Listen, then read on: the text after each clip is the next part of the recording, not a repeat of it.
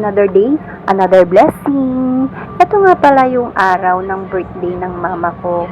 Pero dahil nga triple celebration ito, ay dito na lang namin ginanap sa Laguna. Dahil nga dito na pagpasyahan ng kapatid ko na i-celebrate yung birthday niya, birthday ni mama, at yung Mother's Day. And after 5 hours nga ay nandito na rin kami sa aming pupuntahan. Medyo napahaba nga yung biyahe namin dyan dahil nanggaling pa nga kami dito sa Las Piñas. And syempre, ang second pick up ay dito naman sa bahay ng ate ko sa Laguna. Saka kami dumiretso doon sa aming pagsuswimmingan. At dahil nga marami kami ay kinailangan namin mag-rent ng van. Dahil bukod sa marami kaming kasamang bata ay meron pa kaming kasamang senior. Yun yung papa ko. Dahil nga sa mahabang biyahe, ay ginabi na rin kami sa pagdating dito sa aming pagsusimingan.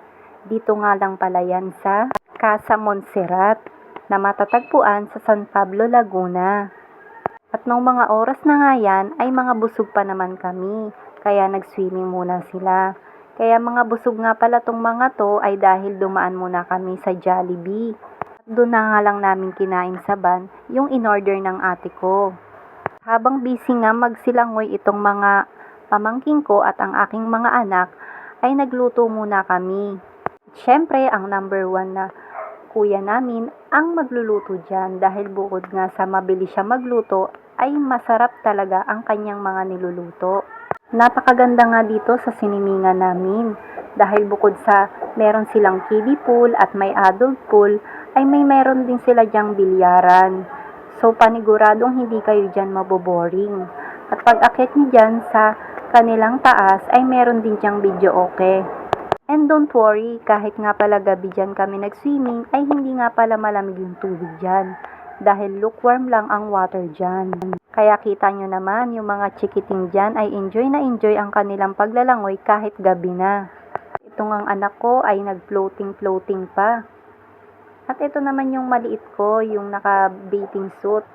At dahil nga ginabi na kami sa pagdating dyan, ay ngayong umaga na nga lang ako dyan nakapag-video. Dahil gusto ko maalala kung anong itsura nitong pinagsimingan namin. Sa pagpasok mo pa nga lang ay makita mo na itong kiddie pool.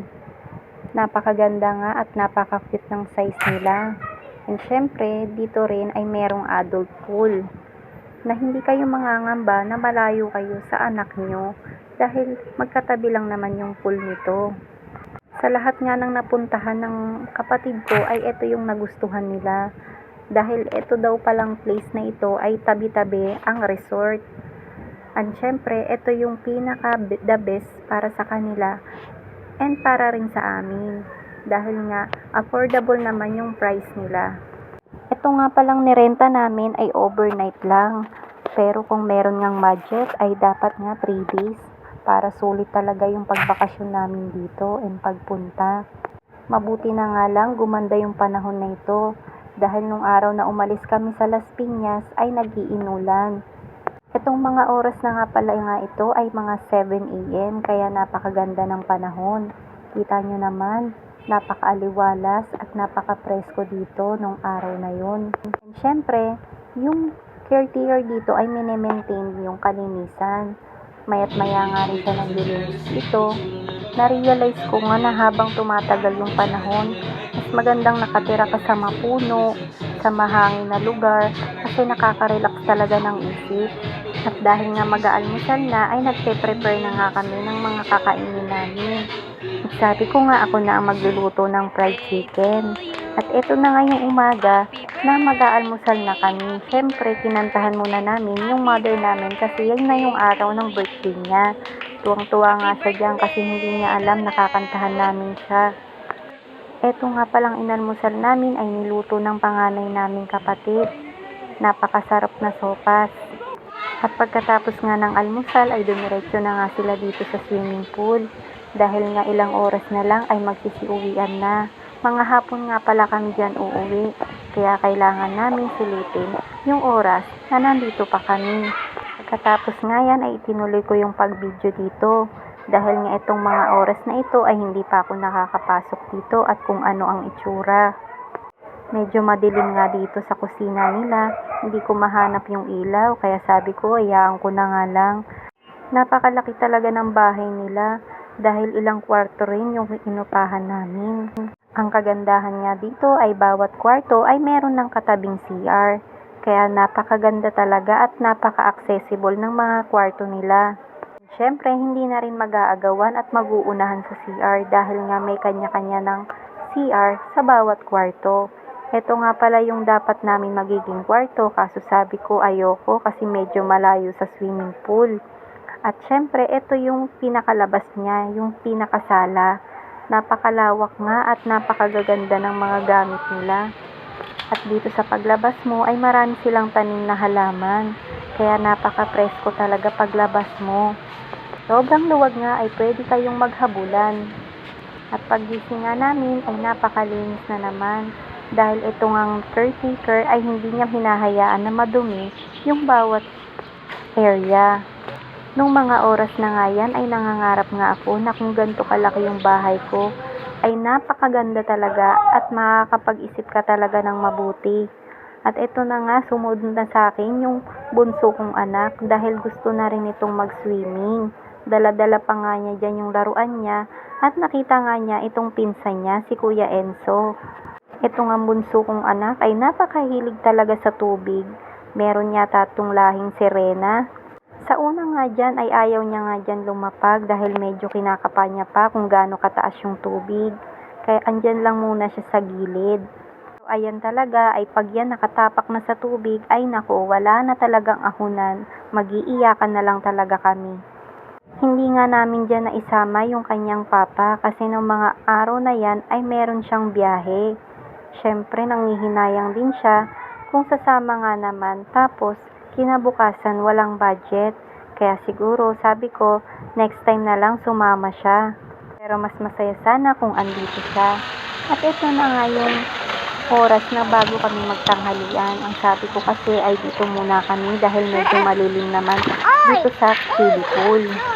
Sinulit ko na rin kasi kagabi nung dumating kami ay hindi naman ako nakapagbabad dahil nga medyo nabisi rin ako sa pagtulong sa pagluluto. Ang ikinahawak ko muna sa bunso ko ay yung kapatid kong bunso. Kaya ito, bumabawi ako sa bunso ko para magkaroon naman kami ng bonding dito sa swimming pool. Kasi lagi naman kami nagbabanding sa bahay dahil kami lang naman lagi ang naiiwan pag pumapasok yung kuya niya sa school at yung papa niya sa trabaho. Mga oras na nga yan ay tawang-tawa ko kasi nahulog siya. Pero imbis tulungan ay tinawanan ko muna. Ewan ko ba ba't ganun yung naging reaksyon ko. At eto na nga, sarap na sarap siya sa chichirya. Pasensya na kung yan nga pala yung kinakain niya. Pero wag naman kayong mag-alala kasi minsan lang naman siya kumain yan. At hindi ko talaga hinahayaan na hindi siya makainom ng tubig. Mahirap na kasi baka may UTI din ng bata pa. At ito na nga, kinukulit ko siya, ayaw pa talagang magpahalik. At sabi ko nga sa pamangkin ko ay pahiram naman nitong salbabida dahil hindi ko pa naman to nasasakyan. Kami muna kamo ni Jewel. At ito na nga, kahit mainit, kahit umiinit na yan, ay sige lang. Dahil sabi ko, pag oras naman na yan ay makakatulog na, hindi na naman kami makakagamit nito. Dahil nga matutulog na siya. At ito na nga, habang nasa salbabida kami ni Jewel, ay nakakatuwa nga kasi sumali sa amin si Kuya Enzo. Tawang-tawa nga ako dyan kasi bigla siyang sumakay tapos bigla kaming matutumba. Tapos maya-maya nga ay ito, tinawag na ako ng mama ko dahil kakain na daw ng pananghalian. Tapos sabi ko, kain na kami, sabi ko kay Baby Jewel, kaso ayaw pa niya. Gusto lang talaga niyang magbabad. Kaya pinilit ko na lang. At bago nga namin simulan ng aming pananghalian ay kinantahan muna namin ng aming mama dahil dito nga siya natutuwa yung magsama-sama kami ng kumpleto pamilya. Napakasimple nga lang yan dahil nga gusto lang niya yung simple celebration lang at basta sama-sama kami. And syempre, hindi naman ito mangyayari kung hindi dahil sa aming kapatid na babae na si Ate Ana Rose. Kasi siya lang lagi ang nakakapag-provide nito sa amin. Pero lahat naman kami ginugusto nito. Yun nga lang, hindi pa talaga sapat yung budget namin at may mga inuuna lang talaga kami. Kaya thank you Lord talaga dahil binigyan mo ng kalakasan at maraming pagpapala ang aming kapatid na si Ate Ana Rose. Dahil hindi naman ito mangyayari kung hindi dahil sa kanya. Kaya maraming salamat Lord dahil binibigyan mo kami ng kalakasan at pagmamahal sa isa't isa.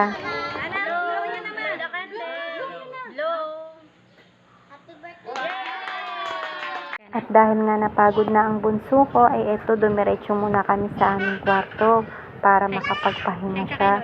Dahil sabi ko, tama ng paglangoy, baka masobrahan siya at baka sipunin. Ang saya-saya nga niya dyan kasi bukod sa malambot yung kama ay napakalamig pa ng aming kwarto. Kita nyo naman yung paghiga niya dyan, damang-dama niya, di ba? Kaya maya nga ay nakatulog na rin siya dyan. Ito nga pala yung mga picture namin nung pauwi na kami. At syempre, pagka-uwi namin ay kailangan magluto naman para sa hapunan. Dahil nga puro mamantika, ito munang gulay ang aming ulam. Tita Rose, happy birthday!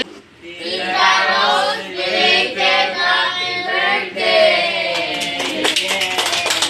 Salamat po sa pagpapalibre sa amin. Thank you po sa Alibian sa resort. Rose, salamat sa swimming pool. Tita Rose, salamat sa free resort. Libre lahat. Salamat po, Tita Rose, dahil tuwing birthday mo po, lagi mo po kami nililibre o nililibre. Sabi mo 1, 2, 3. 1, 2, 3, go! Tita Rose, thank you.